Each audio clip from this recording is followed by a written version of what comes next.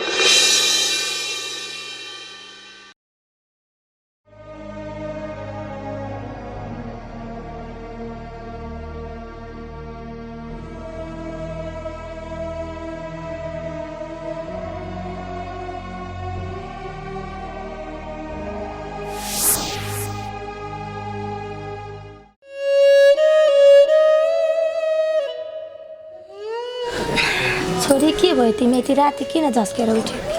के हुने नि आमा, आज भोलि त कति नराम्रो सपना मात्र देख्छु त। के सपना देख्यौ त्यस्तो नराम्रो चाहिँ? के हुनु नि आमा, सपनामा त तपाईँ त गाउँभरिको मान्छेसँग भाइलाई विदेश पठाउनको लागि ऋण माग्दै हिँड्नु हुँदो रहेछ।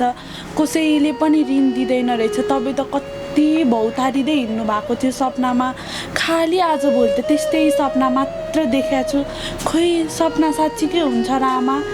अनि गाउँभरिको मान्छे कसैले ऋण नदिँदो रहेछ। अनि तपाईँ एकान्त ठाउँमा बस्दाखेरि त मामाले बोलाएको जस्तो लाग्यो तपाईँलाई। मामाको बोली सुने जस्तो लाग्यो। के आमा, मामा कहाँ हुनुहुन्छ हाम्रो? मामा त कहाँ हुनुहुन्छ रे? मामाको घरमै छ नि। 2-3 दिनको बाटो भएर ऊ पनि आउन सक्दैन। अनि म पनि तिमीहरूलाई छोडेर जान सकिनँ। त्यही भएर अब यसपालाको तीजतिर जाउँ कि भन्ने जस्तो सोचेको छु। अब हेरौँ के हुँदो रहेछ। ए आमा, यसपालि तीजमा हामी नि मामा घर जाने हो? जाने हो। अब म नि जान्छु, तिमीहरूलाई नि पर्यो भने लैजाउँला। नै आमा, तपाईँ एक्लै त नजानु है, म पनि जाने। बल्ल बल्ल मामा घर जान पाएको, त्यही पनि एक्लै जाने कुरा गर्नुहुन्छ। छोडिदिनु आमा, सुत्नु म अब। होस् अब सुत्नु।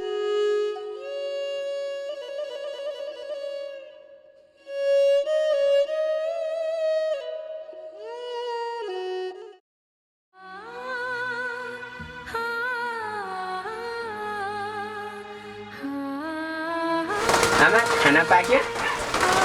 पाकेको कोदोको रोटी बनाएर राखेको छ, कोदो खा। खालि कालो कोदोको रोटी मात्रै बनाउनुहुन्छ, कहिले काहीँ सेतो चामल भात पनि पकाउनु नि। सेतो चामलको भात पकाउन त घरमा चामल पनि हुन पर्यो नि छोरा। खाना पकाउनु भएन? भित्र कोदाको रोटी हाल राखेको छु, जा गएर खा। ओइ रामे, रोटी खान हिँड्भित्र। म त खाँदिनँ। भरे काजी साहबले 2 महिना चामल दिन्छु भनेको छ, त्यही ल्याएर भात खान्छु। नखाए नखा, म चाहिँ खान गएँ। आफूलाई यहाँ कस्तो भोक लागिरहेको छ, म गएको है आमा। ल आमा, म काजी साहबकोमा गएँ है।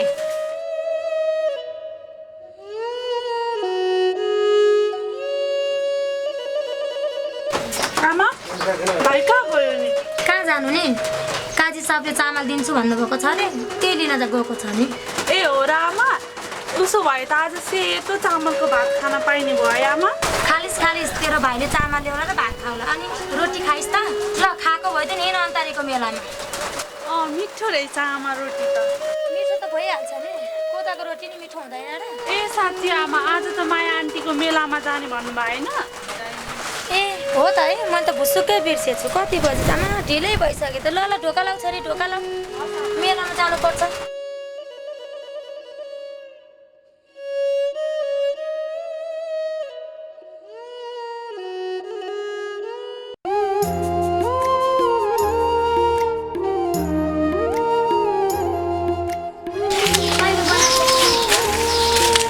काजी साहब काजी साहब काजी साहब हुनुहुन्न क्या काजी साहब केटाहरू आइपुग्यो ओ काजी साहब हामीलाई किन बोलाउनु भयो नि तल बजारबाट बहिनी आउँदैछ तिमीहरू लिन जानुपर्ने भयो 2 भाइ तँलाई म 5 खेल्ने पैसा दिन्छु तँलाई चाहिँ 2 म्यान चामल दिन्छु है ल काजी साहब ल काजी साहब हामी गएर लिएर आउँछ बहिनी है त ल राम्रो छ उजु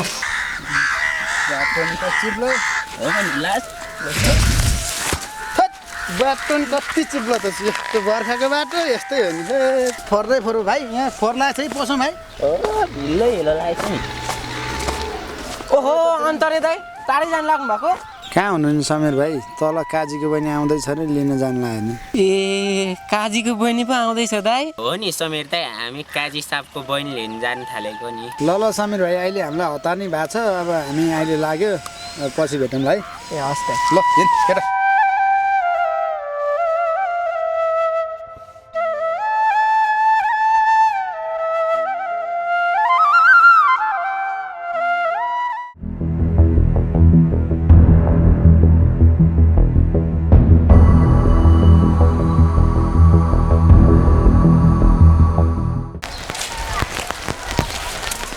माइलामा न नमस्ते नमस्ते बाबु अनि कता गएर आयो त कहाँ गएर आउनु नि माइलामा यसो गाउँतिर घुमेर आएको नि अनि कुसुम सन्चै छौ सन्चो भयो नि नभए नि तिमीलाई के को मतलब छोरी त्यस्तो भन्नु हुँदैन नि के भनेको तिमीले तपाईँ चाहिँ यसो गाउँको चेलीबेटी भराको भनेको त तिमीलाई किन घिडा गर्छौ बाटुली मलाई कसैले चेलीबेटी ठान्नु पर्दैन मेरो आफ्नै भाइ छ हिँड्नु आमा जाउँ के बाटोमा अलमलेर बस्ने यस्तो लफङ्गाहरूसँग बोलेर देख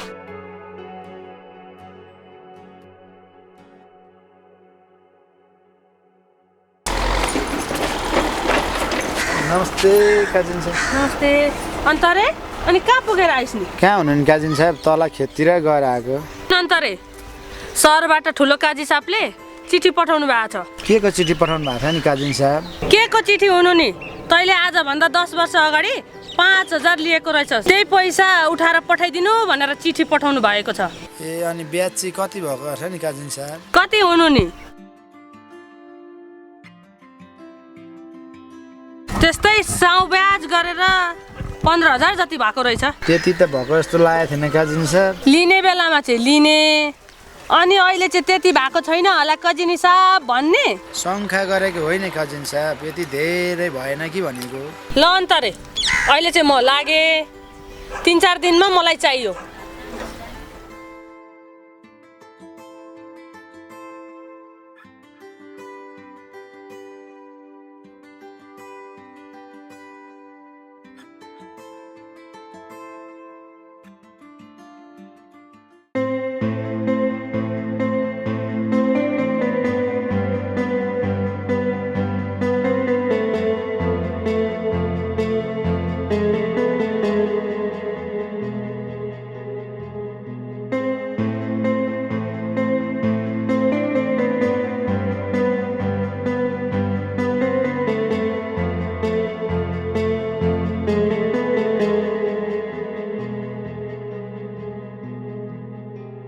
नराम्रो त्यो समीर त काजीको बहिनी आउने सुन्नुसाथै कति खुसी भयो होला है खुसी हुँदैन त दाइ उनीहरू स्कुल पढ्दादेखि पढेको लभ अनि आउने सुनेपछि खुसी भइहाल्छ नि अनि दाइ तपाईँको चाहिँ माया भाउजूसित लभ गर्नु पर्यो नि सुमनलाई कुरेको यत्रो टाइम भइसक्यो अहिलेसम्म आउँदैन सबिना तिमीलाई कुर्नु ला पनि धेरै बेर भयो होइन नरिसाउ न यार म एउटा कामले बाहिर गएको थिएँ तपाईँको काम चाहिँ कति काम हुन्छ कि बाहिर खालि बाहिर बाहिर मभन्दा अरू नै छ कि क्या हो बाहिर होइन धेरै शङ्का नगर न मेरो नि तिमी बाइक अरू को छ र तपाईँ चाहिँ खालि म बाहेक को छ र मात्र भनेर बस्नु झन् तपाईँलाई भेटेर भोलि काठमाडौँ जाउँ भन्यो ए ल जाउँ घुम्नलाई गाउँ घुम्न जाउँ के गफ लाएर बसिरहन यस्तो गरी पऱ्यो ल दाइले मलाई लिन मान्छे पठाउँछु भन्नुभएको थियो खोइ यति बेलासम्म आउनु भएन त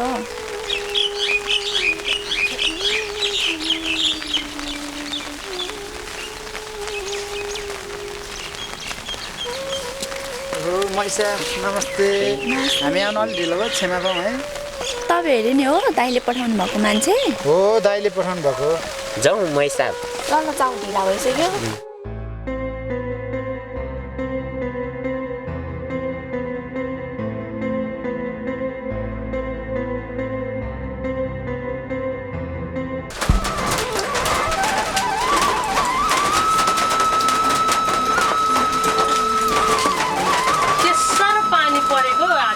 रोकिने नामै लिएदैन त माइली ए माइली ए हजुर कजिन साहब नमस्ते नमस्ते यतै आएर बसौँ न त ए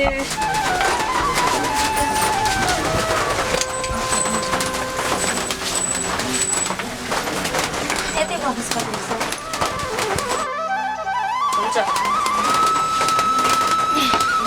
अनि कजिन साहब हजुर के कति कामले पाल्नुभयो कि यता के कति कामले हुनु नि माइली सहरबाट ठुलो काजी साहबले चिठी पठाउनु भएको छ ए चिठी नै पठाउनु भएको रहेछ र के को चिठी पठाउनु भएको छ त कजिन साहब के को चिठी हुनु नि माइली आजभन्दा 10 वर्ष अगाडि माइला जाने बेलामा ठुलो काजी साहबबाट पैसा लिएको रहेछ ऋणमा 10,000 जति लिएको रहेछौ अनि अस्ति बहिनी आउनु भएको बहिनीलाई चिठी दिएर पठाउनु भएको रहेछ 3-4 दिनमा उठाएर पठाइदिनु भन्नुभएको छ त्यसैको कुरा गर्न आएकी अनि कजिन साहब ब्याज चाहिँ कति जति भएको रहेछ कति हुनु नि माइली साउ ब्याज गरेर 25,000 जति भएको रहेछ ए धेरै पो भइसकेछ है कजिन साहब हुन त 10 वर्ष भइसक्यो लिएको पनि किन नहुनु त्यति धेरै नै ल माइली 3-4 दिनको भाका दिनु भएको छ कसरी हुन्छ खोजेर अब ठिक पार्नु पर्यो ए हुन्छ नि त कजिन साहब म यता खोजखाज गरेर अनि हजुरलाई खबर गरौँला नि त हुन्छ माइली ल अहिले चाहिँ म लागे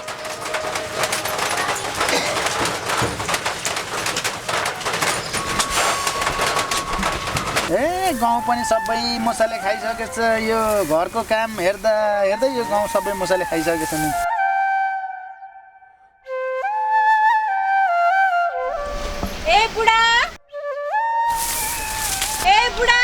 किन हो माया ल यहाँ गाउँ सबै मसाले खाएछ म अहिले एकछिनमा आउँछु है सबै यो गाउँ पनि मसाले खाइसकेछ बुढीले खाना खानु बोलाइसक्यो कतिखेर त हेर सबै खाइसकेछ ए होस् अब खाना खान जानु पर्यो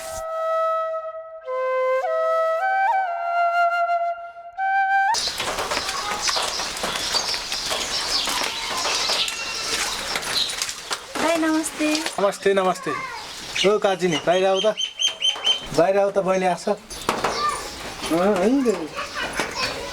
ए बहिनी आइपुग्नु भयो हजुर नमस्ते नमस्ते यतै बसौँ न बहिनी ल काजी साहब हामी लाग्यो त अब बस न केटाहरू यी लिनुहोस् कजिनी साहब झोला ल काजी साहब हामी पनि लाग्यो अब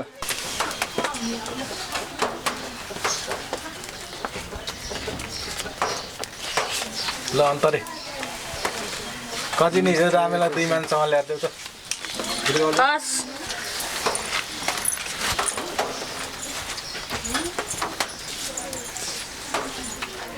अनि बहिनी सहरमा सन्चै हुनुहुन्छ सबैलाई सबैजना ला रामे हस् जान्छ ल जा राम्रोसँग जाऊ राम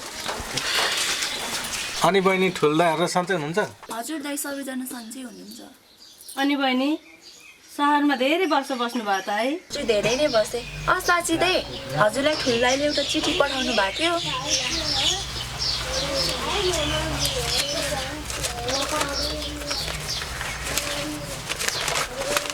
यो त पैसा उठाएर पठाइदिनु भनेको छु यो काजिन साहब यो पैसा उठाएर पठाउ भन्दा त यो पठाइदिनु पर्यो हजुर त कहाँ उठाउनुहुन्छ र पैसा उठाउने काम जे काम पनि मैले गर्नु त पर्छ नि हजुर त कहाँ जानै हुँदैन ल हिँड्नुहोस् बहिनी भित्रै खाजा साजा खाऊ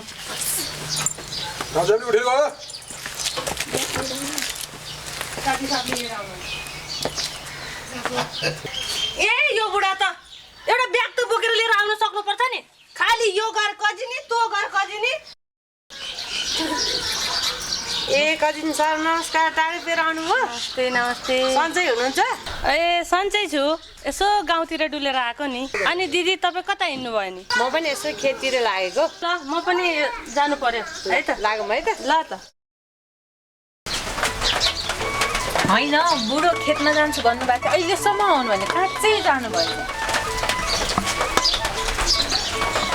आयो टिकरा हो तलतिर खेततिर गएर आएको कति करार बस्यो मैले गाउँ डुलेर आउन ढिलो भयो भने होइन नि बुढा बिहान पकाएको खाना सेलाइसक्यो त्यही भएर त हजुरलाई छिटो आउनु भने नि म गाउँ मात्रै कहाँ डुलेर आएर बुढी तल खेततिर सबै गाउँ मुसाले काटिसकेको छ त्यही भएर डुलेर आएको नि बुढी ए धेरै खाएछ बुढा मुसाले गाउँ अलिअलि खाएछ गाउँ मुसाले अनि आज माइलियामाहरू गाउँ काट्नु बोलाएको छ भने नि त आउनुहुन्छ हिँड्नु बुढा खाना खानु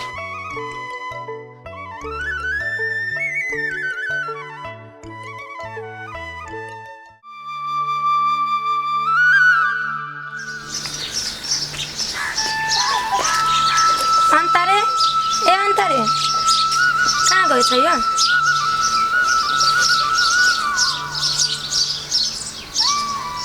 हजुर माइली आमा पो आउनु भएको मेलामा के बोलाएको होइन त तिमीले मेलामा अनि कुसुम नानी चाहिँ कहाँ जानुभयो नि ए कुसुम पनि घरबाट निस्केको त थिएँ बाटोमा पुगेर अलिक सन्चो भएन अरे अनि बाटैबाट फर्केर गइदियो त ए कुसुम नानीलाई धेरै गाह्रो भयो रे माइली आमा धेरै त होइन अलिअलि टाउको दुखेको अनि त्यही भएर गई फर्केर ए त्यस भए हामी जाउँ न त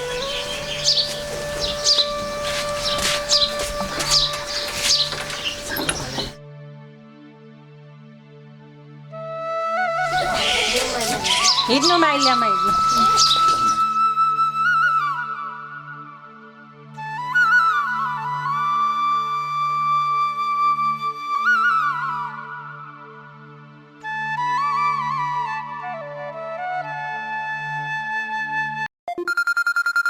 होइन कसले फोन गर्यो विदेशबाट फोन आइरहेछ हेलो हेलो काजी साहब नमस्कार नमस्कार हजुर मलाई चिन्नु भएन म माथि माइलो के माइलो ए माइलो